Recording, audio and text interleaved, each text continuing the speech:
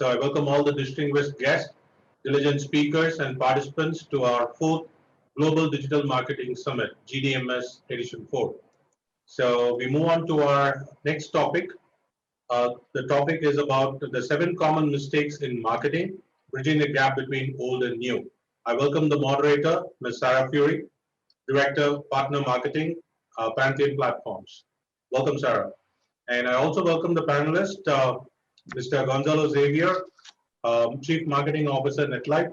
Welcome, sir. Ms. Anmuli Openo, Ovwighose, Brand and Communications Manager, GAIA Africa. Welcome, ma'am. And we also have Ms. Ovwighose Mary, Head of Marketing, Peexoo Technologies. So, guests, please, the topic once again to you all, the 7 common mistakes in marketing, bridging the gap between old and new. Over to you, Ms. Sarah. Hi, thank you for having me. We're very excited to dig into this topic today. And I think we might walk away with a couple extra mistakes for you all to learn from, but I want to pass it over to the panelists to each present, 2 to 3 mistakes that they've experienced in their careers and what they've learned from them. And we can start with Gonzalo. Thank you, Sarah. It's a pleasure to be with you today. Yes, in my experience, I think there are many mistakes that have happens in the day. The first one is looking for perfection instead of agility. In marketing, many times we spend a lot of time looking for the perfect ask, the perfect message, and so on.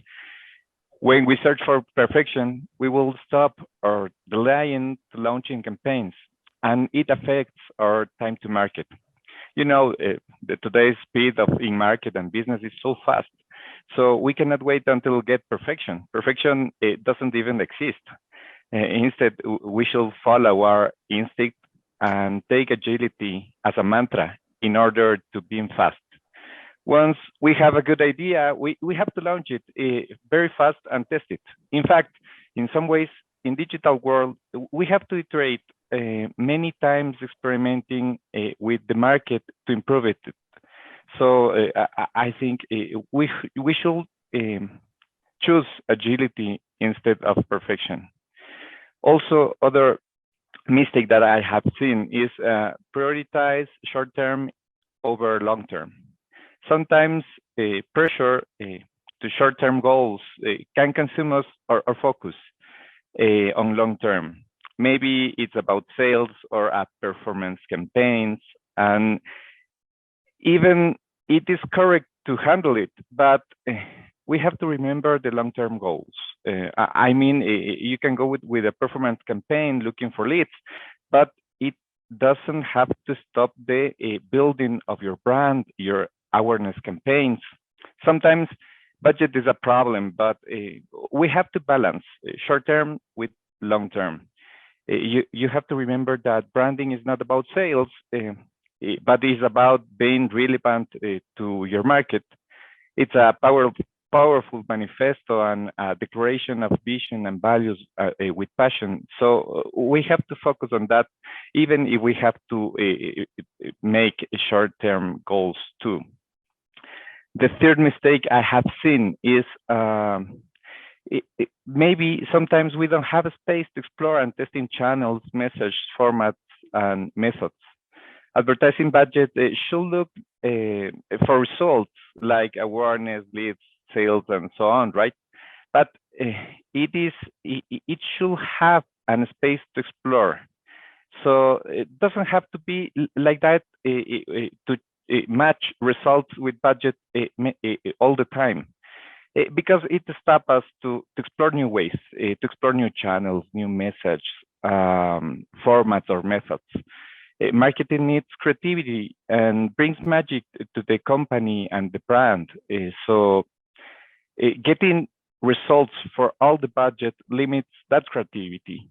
We have to define a budget and a space for explore new ways to get to the market. It also takes to add artificial intelligence to our tools, data analytics to our views, psychology, and many other disciplines to improve our performance. So it is needed to explore it and have a space for that. Thank you very much. I totally hear you on not like needing to lead in too much on perfection. I think a lot of people focus too much on getting it right, not enough on what they're learning in the process along the way. And Willie, would you like to go next and share your thoughts on this? Okay, thank you very much, Sarah. Thank you, Gonzalo. Can you hear me very well? I can. You sound great. Yep. Okay, so I'm just going to share my screen. And you just let me know when you can see my screen. I can see your slides now. Okay, awesome. So I'm very excited about this topic because now more than ever, it has become very important that we, learn more about marketing. And statistics show that one of the easiest way for a business to flop is when there is ineffective marketing. So this is really apt. And yeah, I know that Gonzalo has started sharing some of the mistakes that he has experienced, but I'm just gonna, take you guys back a little bit, just, so you would understand and flow with me. According to the American Marketing Association, they define marketing as the activity, set of institutions and processes for creating, communicating, delivering, and exchanging offerings that have value for customers, clients, partners, and society at large. So we can see that marketing has gone beyond just the usual buying and selling or exchange of goods and services. We are now at a point where there's so much involved. There's the psychology of it, there's the science of it, and that's very important when you're considering what to do. And it's also good that we have like a background to the evolution of marketing, how marketing has evolved over the past 20 decades. And before now, we used to be in the product era, where people were so concerned about their products. Oh, the pricing, the standard of the product. They wanted to have like a minimum viable product that they could put out there in the market. It was just all about product, product, product. And then we moved into the sales and marketing era, where people began to think more about the needs of the consumers. What do they need at this time? How can we serve their needs? How can we meet their needs? And now we are in the relationship marketing era. And that's why we see that, brands are beginning to turn towards CSR because they want to build a relationship with their consumers. They want, that loyalty. And that's why you see we have Apple fans that are very loyal because it's a relationship. It's gone beyond the product, it's gone beyond the selling. There's now a relationship, and that's where we are at the moment. So when we are crafting strategies, campaigns, or whatever, we have to, have this in mind. So I'm going to delve right into my first point, which is research. And the mistake here is that, people jump into marketing without researching properly. And that's, setting yourself up to fail. Before you introduce any product or service, a campaign or a slogan, it's important that you carry out thorough research. And when I'm talking about research, I'm not just talking about your pricing, your competitors, your goals, your why, the public sentiment, culture, the consumer spending pattern is very important. So I'm going to give you a very quick example.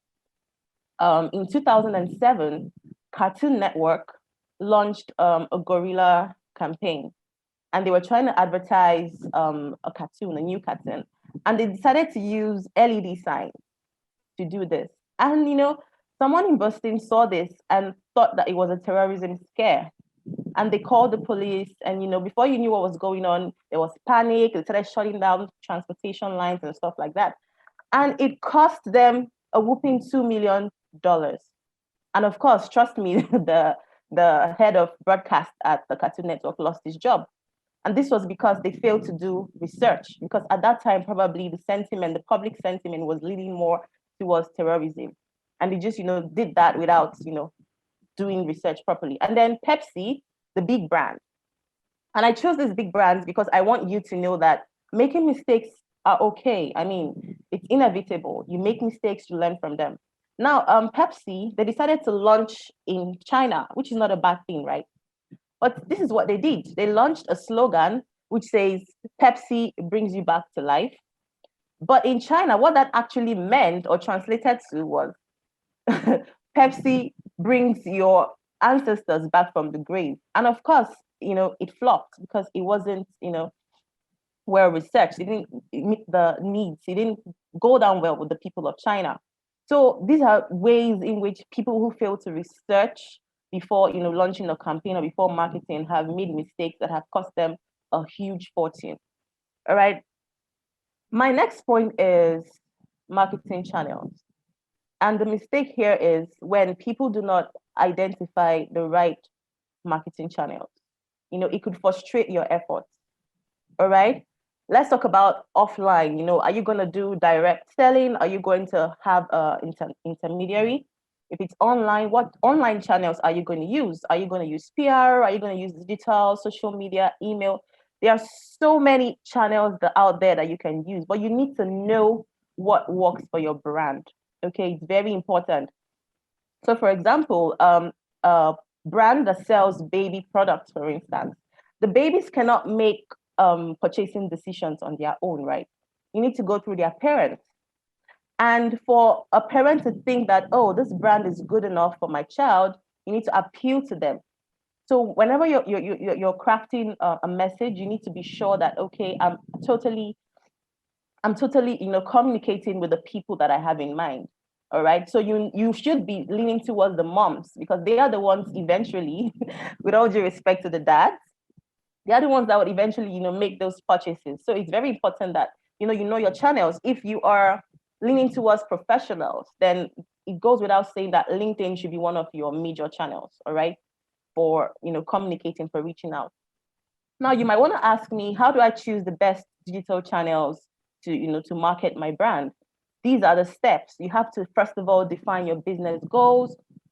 You need to define your audience. There's a whole lot of process around that, understanding your audience buying habits, keeping them in mind.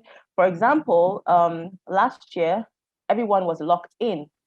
And anyone who was marketing actively a live concert would be wasting time because people are not going out. People were not going out at the time. So you really need to be in tune with, and that's why I said earlier that now we are in the relationship era. It's very important that you're in tune with the people that you're doing business with, the people that you're marketing with. Okay, from there, you move on to test channels. When you test channels, you analyze them and then you begin to adapt. And eventually you find what works for you and you stick with it. Okay. And my last point will be the customer journey. And here, the mistake people make is that they just, sell. They're very salesy. They come across as very salesy. And that's a very big mistake, all right? Even if you're buying bubble gum. So for example, I have a particular brand of gums that I like. And over the years, they have, built trust. And I just love it. So whenever I walk into the store or in the pharmacy, I just ask for that brand, or I just walk over and pick up that brand, So you need to take your time to take your customers through a journey. Let them, become aware of your brand. Let them develop interest. And I added the trust there because trust is a very important, very key ingredient when it comes to, marketing and doing business. People do businesses with people that they trust, people that they like. If you like me, you would want to do business with me. And then they begin to desire your goods, whatever it is you're offering, and you can arouse desire through various means. You could use content marketing. For example, during this conference, I've heard people talk about their organizations. I've heard someone from Microsoft talk about Microsoft. These are ways that they've created awareness, okay? So I work for Gaia Africa. Some of you prior to now may never have heard about Gaia Africa. But on a platform like this, I've put it out there and and someone might just go on Google and, check out our website and see what we're about. It's important. So, you have to take them through this step and then eventually they take action. And when they take action, of course, they become advocates of your brand. Oh, I really like this bubble gum. It's really nice. It's so minty. Oh, I like this brand of whatever, stuff like that. It's very, very important. So these are some of the mistakes that I know that businesses make. And like I said, it's not particular to just small businesses. We also have big businesses like the Pepsi, like the Coca-Cola, making these mistakes and learning from them. So the most important thing is to, explore your options and then come to terms with what works for you and stick with it. Thank you. Yeah, absolutely. I think we're all going to make mistakes along the way. And the biggest point there, like you said, is to make sure that we're learning from them and not making them again. So I think that's a great point to highlight for the group. Mary, do you want to go next? Sorry, thank you very much. Can you hear me now? Yeah, I can hear you now. Okay, so like I said, I agree with Annalie about the mistakes. Sometimes it's not, I've made a couple of mistakes for my company, and I know it cost us money, but it's not about making mistakes, it's the ability to adapt and change up quickly, know where you made mistakes and try to recover quickly and try not to waste as much marketing spend as possible. So I'll just share my screen to go through 3 quick common mistakes there. All right, so the first point I have here is adaptability. I've seen a lot of companies that don't adapt quickly to trends, don't adapt quickly to customers' journey. You can't, like Annalie said, the journey of customers change, the trends change on how brands interact with their customers, on how 20 years ago, there were some teams, there were some connections we could not have with our customers, but now it's there. Now we have them. 20 years or 30 years ago, we didn't know the possibility that could have happened today, but now things have happened. So I feel I've worked with some, I've consulted for a lot of startups and big brands, and one thing I see and one common mistakes I see is adaptability to trends. Yes, it's good to have structure, but in the structure, I would say be flexible. So always create room for flexibility, always create room to, okay, know what your customers are doing, know what people are going in. And I mean, we saw when TikTok came in, a lot of companies were entering into TikTok, and sometimes it was looking very silly. Why, especially some brands, why are they entering into TikTok? But they saw the trend, they saw the rise in TikTok growth, and they saw what's taking their customers' attention, and they knew they needed to be there. So companies that did not adapt quickly to trends, we have BlackBerry, Blockbusters, and Yahoo. So, but because of time, I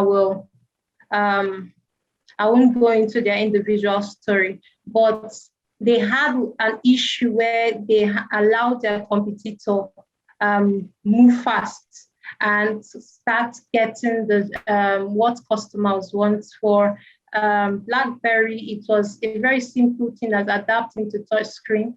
For Blockbuster, when Netflix came, it was simple as adapting to the digital trend.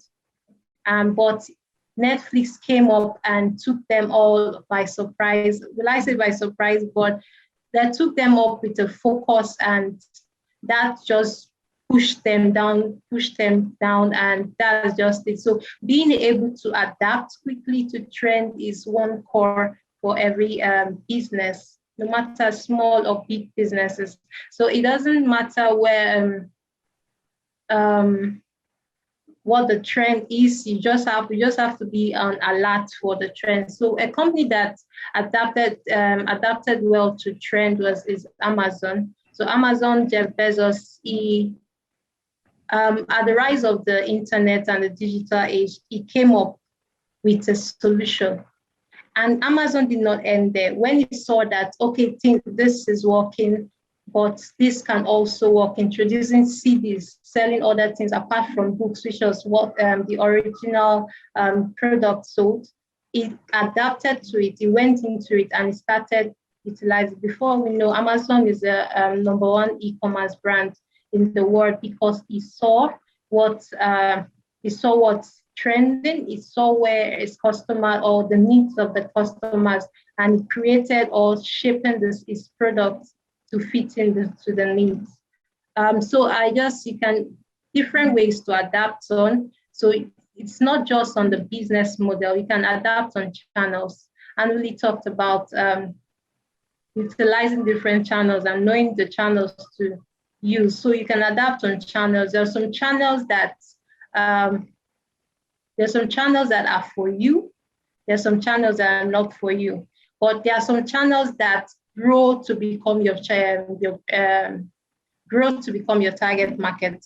So it's just like that. You need to continually adapt, not just say, okay, for example, if you're utilizing Facebook as a social media channel, you can decide that based on the data, people coming into Instagram are more like our target market, and you switch. So that's trying to adapt to the trend, trying to adapt to what your customers are doing, and to what will more likely favor the brand. So how do you stay on top of the trend? So you follow up with customers. Very important, what customers are doing, where they are going next, or what's taking up their attention. You can't get their attention. That's why we buy paid ads. That's why we spend millions on ads, because the customers, they are there and we want them to see us. So what's taking their attention, we go there. That's I think that's my own mindset in terms of reaching your customer. Find out who your target market is. Find out where in your persona you have where they get information from, and then you go with it. You go there and make sure you put yourself there, that they can see the services and the solution you can provide. Also look at industry events, competitors analysis, then look at your data. Very important, because the data can be able to tell you on how the channels that suits you, the channels that is not good. So you can adapt on new channels, or you can adapt to say, okay, this channel is not working again, let's switch to the next one. So that will bring me to my second point. And I know I did a research on my community, and I asked them, a lot of business owners, and I asked them, do you have data, or do you know track the data from your marketing campaigns or from your business? And a lot of persons said yes, which is true. So even if you're not creating custom data, you have the basic data there from Facebook campaigns, Facebook ads campaigns, Google ads campaigns. But two issues I see when I talk with founders, they're not tracking the right data, and they're not utilizing the reports from their data. So those two issues are core, and I think that's a mistake they have. So for not tracking the right data, most times I see the focus on vanity metrics. So metrics that are good, sometimes some metrics are good, like likes, follows on social media channel, but not necessarily in line with your business goals. So you can get persuaded that you can think your marketing strategies is working. You can think that the tactics are working, you're in the right channels because of this vanity metric, but at the end of the day, you don't see a business result, and that's why you need to make sure you're tracking the right data.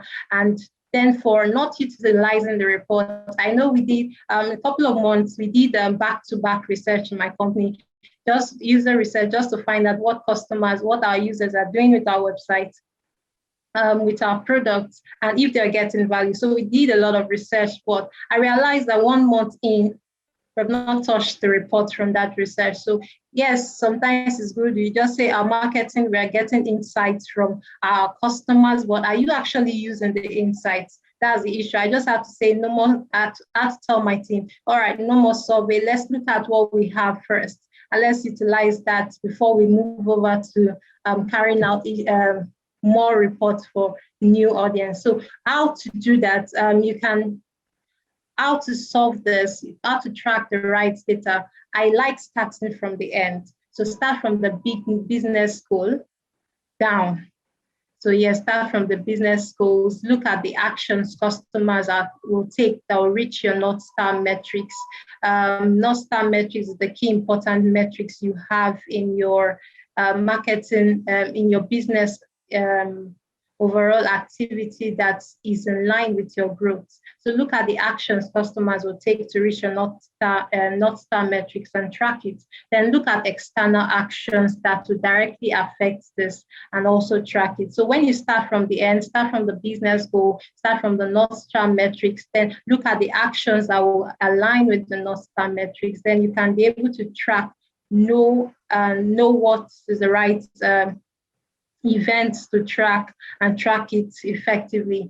So then how to get your team to, I had to personally utilize these tips for myself because I needed my team to focus on the data and not just carrying out survey qualitative data and trying to hear feedback or not actually using the feedback.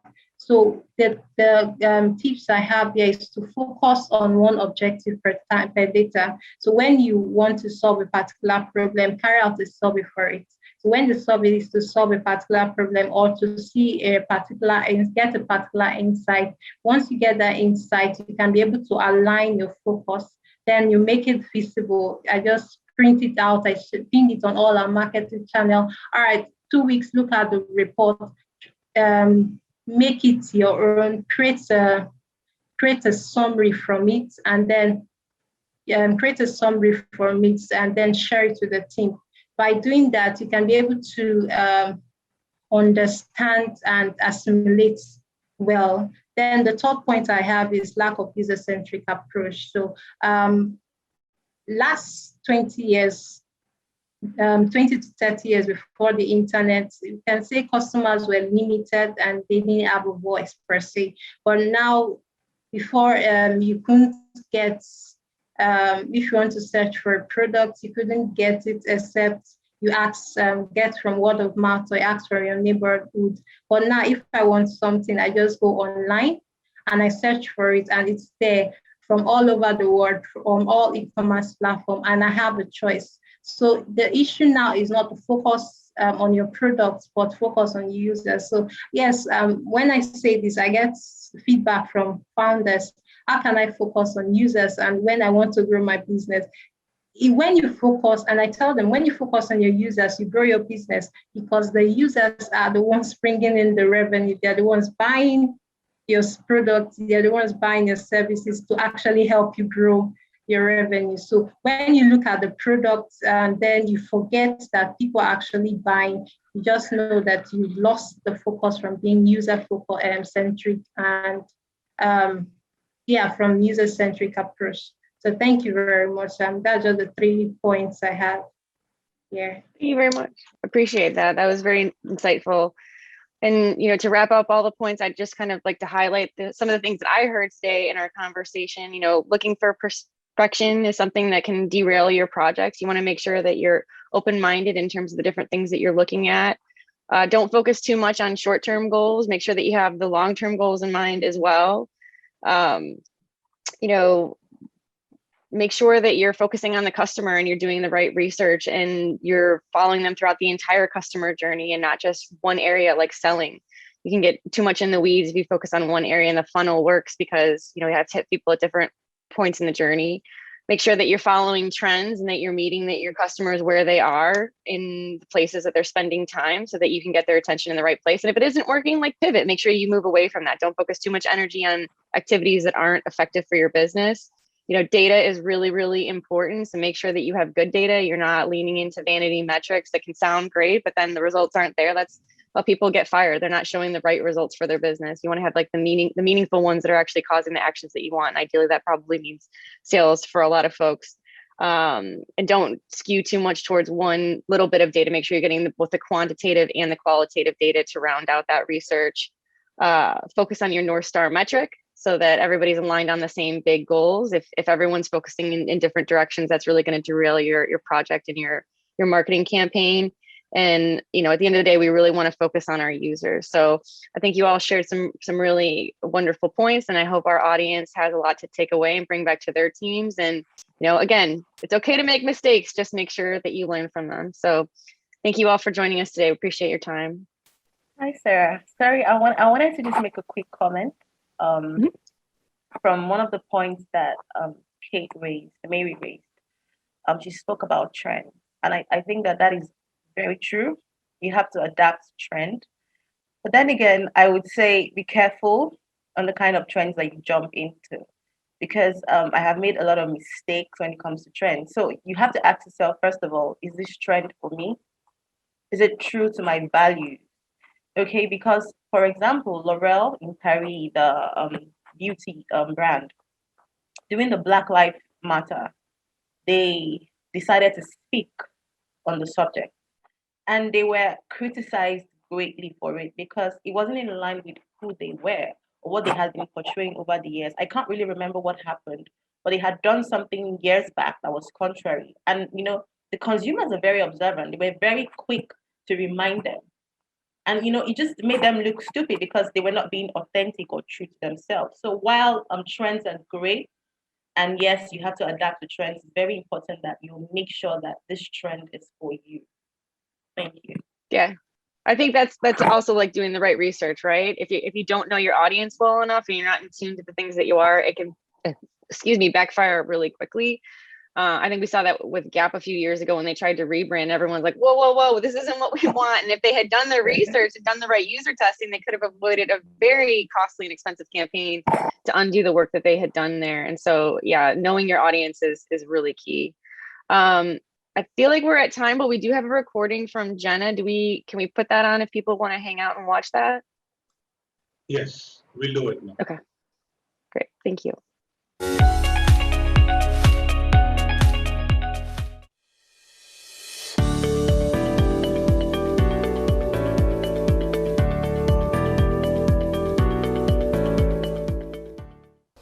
Hi everyone, I'm Jenna Tiffany. It is brilliant to be here at the Global Digital Marketing Summit 2021. Thank you so much for having me. I'm going to be talking about the 7 common pitfalls to avoid in marketing, taken directly from my brand new book, Marketing Strategy, Overcome Common Pitfalls and Create Effective Marketing. I'm giving 20% off for all attendees. If you go onto my website, letstalkstrategy.co.uk/GDMS 2021. Let's get started. Just a very quick intro about me and my company. So my company is Let's Talk Strategy. We create straightforward marketing strategies for a number of organisations, some of which are on the screen here. We also work with smaller organisations as well as enterprise companies, and we provide marketing strategies across the full marketing mix.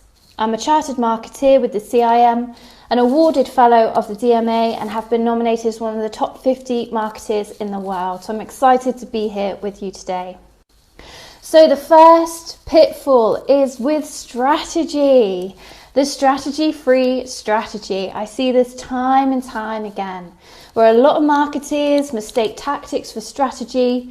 Apart from the fact that the tactics are the fun and creative element, while strategy may sound a lot more serious, maybe a little bit more of the boring part, there is a good reason why you need to think about strategy first.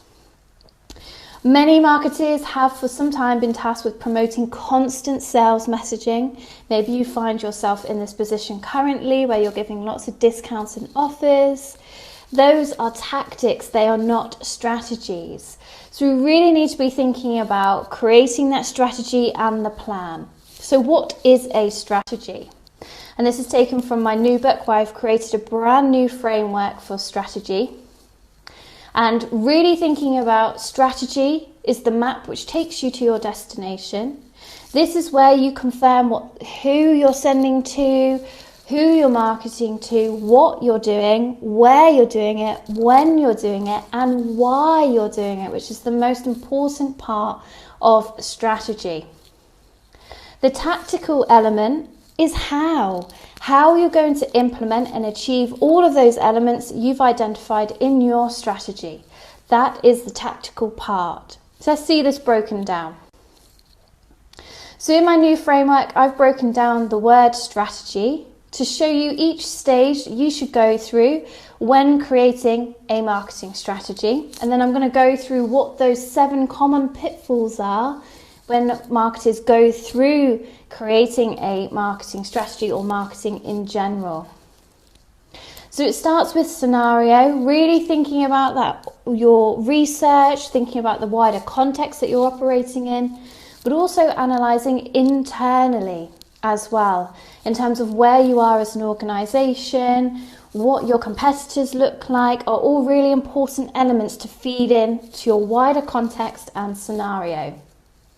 Then defining your target.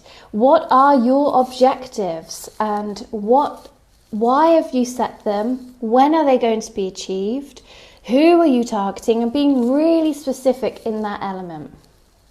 Then looking at your audience, who are you trying to reach? What does your customer look like? Where are they likely to be? Which leads into driving awareness. And there are some pitfalls in this area I'm going to be talking through shortly. You then have tactics. You see how we've already gone through 4 stages before we've even got to tactics.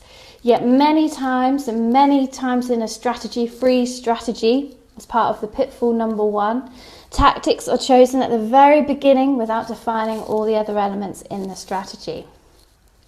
We then have execute. So what do you need to execute your strategy and implement those tactics? What are you hoping to generate in terms of results, and how are you going to measure them and redefine and think about the evaluation piece to bring into future campaigns? Lots more detail about this in my book. So let's look at the 3 frameworks you can use to overcome that pitfall number 1 of a strategy-free strategy. SWOT and PESTLE. There's been a lot of debate about this from Mark Ritson recently, who's not a big fan of SWOT and PESTLE, it turns out. I've actually adapted this so that the SWOT will give you those insights inside your organization. Rather than it being a tool that's used and those insights aren't necessarily feeding in directly, I've added existing, so analysing the existing activity of your marketing, what's working, what isn't, looking at those limitations, what's holding your marketing back. It might be that you're lacking skills in your marketing team, it might be that you're lacking resources. And what can you leverage? What's already successful that can be leveraged? Maybe you have particular agencies in place. Maybe you have really experienced and skilled team available to you. Which one of your tactics are actually working and that you could further leverage as well? So, pitfall to avoid. Communication as part of your strategy-free strategy. This is a quote from James Delves from the CIM. Clearly articulating and effectively communicating the strategy across key stakeholders in the organisation is really important to get that buy-in. So once you've defined that strategy, make sure you don't then fall into the pitfall of a lack of communication. It might also be that you communicate to your external customers and you've forgotten about the wider context. I'm sure we've all seen this from Burger King. They actually had a really good message and a worthwhile message underneath this, but this was their lead-in tweet, "Women belong in the kitchen." It was actually used to promote a latest research and survey about the lack of women chefs within the restaurant industry, but maybe this could have been communicated in a much more effective way. Pitfall number 2 to overcome and avoid is objectives. Vague objectives is typically what I see a lot of. Try and avoid being vague. Be as specific as possible in your objective. Include at least one KPI so that you have a key performance indicator to measure against. And be realistic in your objectives as well. Make sure it's something that your organisation can actually achieve and is possible. Let's look at how we could define these targets and your objectives using the SCALE framework. So the SCALE is broken down into the key elements which help you to align your marketing objectives to your organisation's goals. Starting with strategic. Why are these objectives being set? What is the desired ambition to achieve? And this needs to link to your organisation. Considered. What business objectives and goals are our marketing objectives actually contributing to? The audience, who are you hoping to engage? And be really detailed and specific in this. What is your overall numerical performance in lift? So what are you hoping to achieve? What is that target? And what is the end date for achieving the objective? And have a month and a year in mind. Try to avoid being vague with next week and the next year. Be specific so that you can create those milestones to achieve that objective.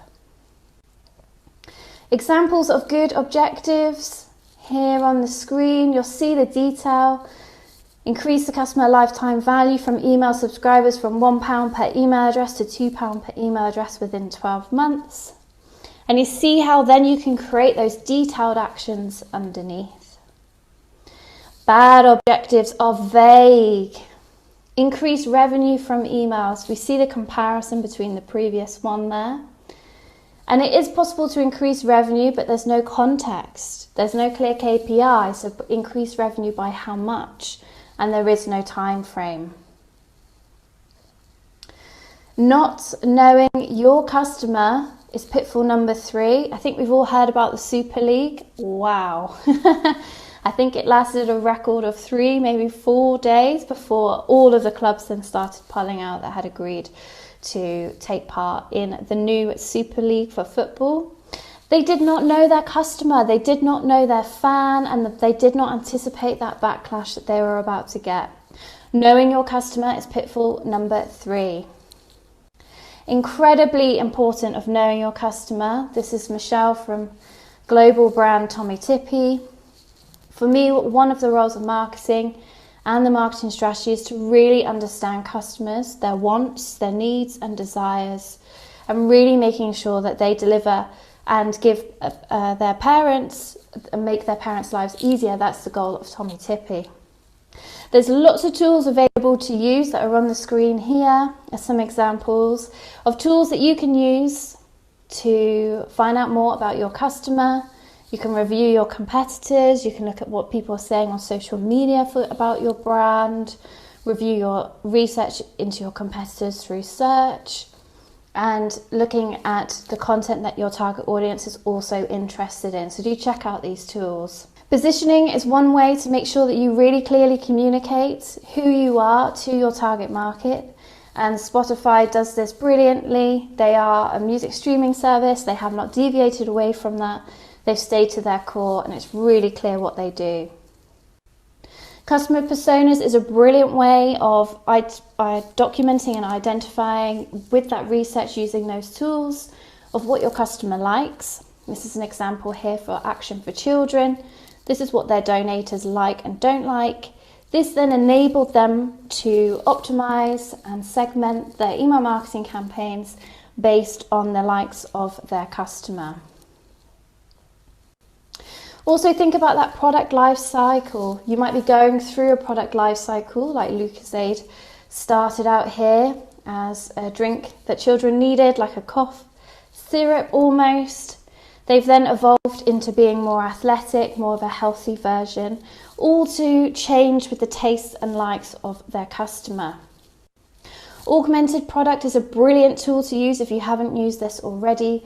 You have your core benefit of what the product provides in the middle, you have the actual product on the outer side, and then you have the augmented product on the outside, what that aftercare service is going to look like for your customer base. And all of this should be aimed towards the needs and wants of your customer. Pitfall number 4 is tactics. Tactics defined before the strategy. Please don't define your tactics before the strategy. I've seen this repeatedly. This is the whole passion for writing my book about marketing strategy, to demonstrate all of the steps that need to take place before you think about the copy, before you think about the imagery you're going to use in your marketing campaigns. You can use a model like the EIDL model here. So you've got educate, driving education to your customers if you're a brand new startup. Awareness, driving awareness to your audience, driving interest, desire, action, and loyalty, and thinking about how you're going to do that with your tactics and your strategy. Pitfall number 5 is inconsistency. Inconsistency between the language that you might be using on your website to in-store or on the phone, for example. How you're communicating with your customer base, how you look and represent yourself as a brand could be inconsistent. One way to overcome this is to think about your brand guidelines and to make these as clear and easy to use as possible. I've worked with some organisations where they've had a 17-page brand guideline document that nobody reads. They have version control because they have lots of different versions of the same document, all with different colours in. And then they also have lots of variety in there, which means that it's open to interpretation, and that creates inconsistency. Pitfall number 6, trying to measure everything. There's lots of data available, there's lots of metrics that we can use as marketers, but don't try to measure absolutely everything. Think about defining your benchmark, setting a non-subjective KPI to measure your performance. Consistency here is also crucial, so if you've changed how you measure in a previous year, make sure that you keep it at the same the next year, or you've documented that there has been a change. Align to your objectives, those scale objectives that you've now created. So there's your 4 steps there, and make sure that you overcome that pitfall of trying to measure everything. Pitfall number 7, the final one, undefined key KPIs. Be really clear here on what your key performance indicators are. If you've created really clear objectives, you should overcome this pitfall really easily. Things to be thinking about for KPIs: customer lifetime value, really crucial KPI to measure. Not necessarily the most easiest metric to measure, but it really does show and demonstrates the value a customer brings during the duration of them being a customer to your organization. Cost per acquisition, CPA, how much is it costing you to acquire those customers? Really good comparison across all channels. And what is your close rate? How many customers are you actually closing in a B2B environment? How many prospects are you closing as well?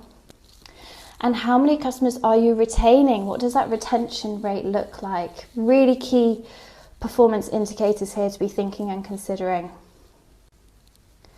And to summarize, we have strategy. So here we're running through each part here, and I only had a very short session to go through everything with you.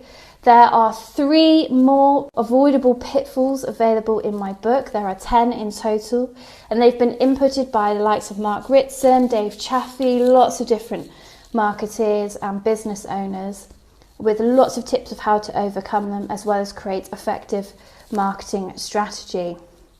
That's all from me. Thank you very much for having me. 20% off my book to all of you is available. It's released on the 3rd of May, so it's brand new. And I hope you enjoy the rest of the conference. It's been a pleasure. Thank you very much. Great. That was a wonderful presentation by Jenna. I think maybe we'll have like 11 more minutes. I thought we were going for 30 minutes, but it looks like we have the full hour. So for the panelists, I'd like to ask each of you, what was a big mistake that you made in your career, and what did you learn specifically from it? So Anwuli, if you want to start, if there's something that comes to mind there, I'd love to hear your thoughts on that. Okay, thanks, Sarah. So this is not career-wise now, so this is personal. All right. In Nigeria, we have something we call the National Youth Service Corps, and while I was serving my country, Nigeria at the time, I decided to start a business. Okay, so I'm trying to relate it, back to what we're discussing, marketing mistakes. And I was excited because I love to cook. I enjoy cooking, creating recipes and stuff. So I said, oh, it would be nice to actually start a business, food business here, because, people love to eat, right? Or so I thought. And then, I started investing, getting utensils, things. So everybody loves to eat, I thought. And, I started the business.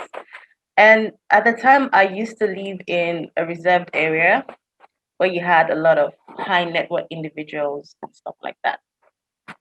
So I started this business and, patronage was really poor, very slow. And I was wondering, do these people not eat?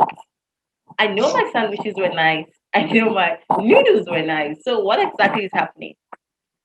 And, I had started the business, I had invested. I think I even started like a social media page and all that. When I went to research, so I was, crazy enough to start the business without researching. And when I researched, I found out that, oh, these people are actually rich people. They are high net worth individuals. They have their chefs in-house. Okay, so why would I go buy food when I have a chef that would make me whatever I would eat? So that was the reason why no one was patronizing me, no one was buying what I was selling. And I'm like, oh. So I mean, that was one big lesson. And that's why I hammered a lot on research. It's very important. If you do not research properly, if you do not know who your target is, the environment, the culture, it's gonna be a big mistake. And you might lose, a lot of money that can give you a high blood pressure. Yeah, I think you get as much value as you put in terms of when you're doing research, and you can avoid a lot of costly mistakes. So that's a really important lesson to drive home. Mary, is there a mistake that kind of comes to mind for you in your career that you learned a big lesson from? Yes, a very big one, actually. So I think a while back, we started a campaign. I led my team into running a campaign. So we had a metrics we needed to meet, the board, everybody, we need to meet this metric. So I just did a general campaign, something I thought would work, something my boss thought would work. So from me, the marketing. So we started, and I think a week or some weeks in, spent a lot of money on ads, and I realized that no, this isn't working. This isn't working. But it was after spending a lot of money. It was after spending a lot of resources. So I have good boss. Hello, can you hear me? Yep, I can hear you. Yeah. So of course, my boss understood that, yes, we're bound to make mistakes, but as far you can learn from them and improve on subsequent marketing strategies and campaigns. Yes. So the issue was not the campaigns was bad. The issue was the users. The users were trying to get into convert, did not know what we're trying to sell. So we had a lot of bonus they wanted to get. So we had a lot of drop-off rates on our landing page. When I was looking at the analytics report, I saw a lot of drop-off rates. So the campaigns was good, the paid marketing strategy was good, but people came into the website and they were lost. So they didn't know. So I just had to go back to the drawing board. Okay, yes, like Emily said, we missed a stage in the customer journey. Let's go back to the awareness stage and let's start from there before about conversion. So that's how we re-strategize and started scaling up there. So that was my own biggest lesson for me. Yeah, I'm also hearing that it's important to catch those mistakes early, right? It's okay that they happen and you recognize them and you're learning from them, but also make sure that you're monitoring those campaigns to make sure you catch it before you spend too much money in the wrong thing. Thank you. And Gonzalo, what's a mistake that you learned from in your career? Thinking about my experience in marketing, I remember that 10 years ago, I was a product manager and I accepted a new challenge to manage the whole marketing role in a new business. And managing campaigns for me was new. So in the first campaigns, I was looking for creativity without testing with the market. So thinking now about that, even thinking that many campaigns were well, I think that testing and researching with the market and iterating with the market to see some insights of the creativity campaign can help us to improve and have a better performance.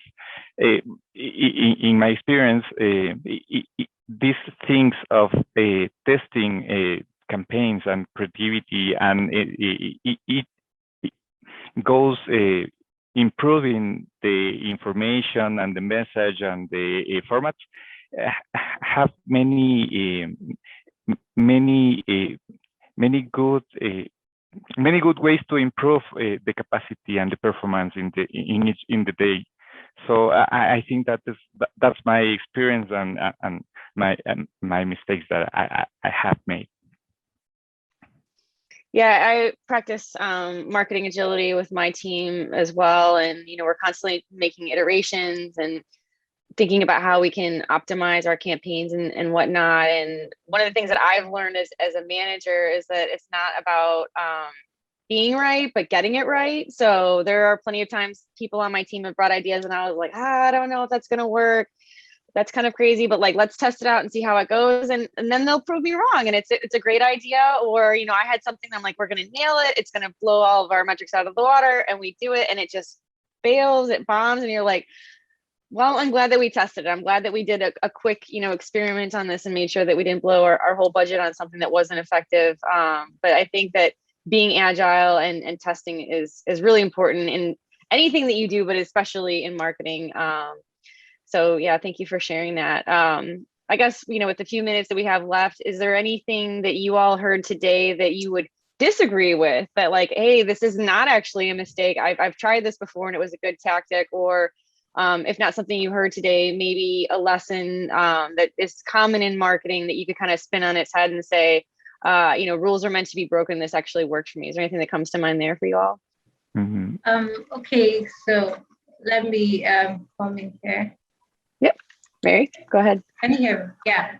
All right. So I think with marketing, there is no one right path for all business and for all industry. You just have to test. You just have to test. You have to iterate. You have to scale up what's working and iterate on what's not working. So I think sometimes I will say make mistakes, because sometimes in the midst of the mistakes, you can get the perfect formula. So it's not, you don't, because I've spoken with a lot of marketers and they're scared of doing something that maybe going out. Yeah, I think maybe what she's trying to say, I think we lost her audio. I don't know if you guys heard that, but maybe people are too afraid of taking risks, and as a result, playing it safe is actually hurtful to their brand. And so sometimes you do have to take big swings and be risky, and they'll land and they won't sometimes, but it's important to not play it too safe, or else you're not going to get to those big growth numbers that you want to see for your brand. Any other final thoughts from the panelists? My final, so go, Emmanuel. After you, Gonzalo. After you. Okay. My final thoughts about that is all I have seen in marketing is marketing is changing very fast, and not only the market, but also the world is changing very fast. So in marketing, we have to add new skills many times, I guess. Today, we cannot work only with creativity, which is important, but we have to include what you say, testing, exploring, data science in our work. Today, marketing is a big mix of science and creativity, I think, with data and analytical tools. Also, no, marketing is about agility, exploring, and I guess the mindset of exploring, testing, and try new things is the way that we have to go on. I guess this is my final thought. Thanks. Yeah, I think it is important to have that balance between creativity and science. And Wooly, do you have any final thoughts for us?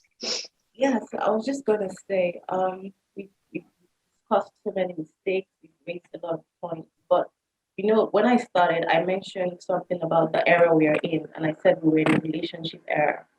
So it's very important that in the middle of all this, you know, there's digital transformation going on. There's, you know, trends like content marketing, using videos, influencer marketing, automation, and the likes. In the midst of all this, it's very good to create a balance. And that's, you know, where we get to bridge the gap. Okay? Fine, you're using all these things, but do not lose that human side of your brand, because people want a brand or a business that they can relate with. Who, you know, want to be able to see that human side of you. So it's very important that, you know, in the midst of all these things, you know, the trends, research and everything, we keep that relationship and that human face. Thank you. Absolutely. Yeah. So my final thoughts on today's panel, I really appreciate you all for joining us. You have some great presentations and some insights to share, but, you know, I think really important, do your research, keep your customer top of mind, don't be afraid to take risks. And at the end of the day, you need to really measure the results of what you're doing so that if it isn't working and you are making a mistake, you can stop and try something else. And so I encourage you all to go out there and take some big risks and think about how you can put your customers first. So thank you all for joining us. And also you'll follow our panelists on social media. Feel free to connect with them after this session. And I appreciate you all for joining us today. Thank you very much. So thank you very much, panelists and the moderator, Sarah, Mary, and Gonzalo, and Unwovi. Thank you very much. We got to understand better. And one thing, like you guys were talking about, mistakes may happen, learn from them, right? So Yep, thank you, absolutely. thank you all.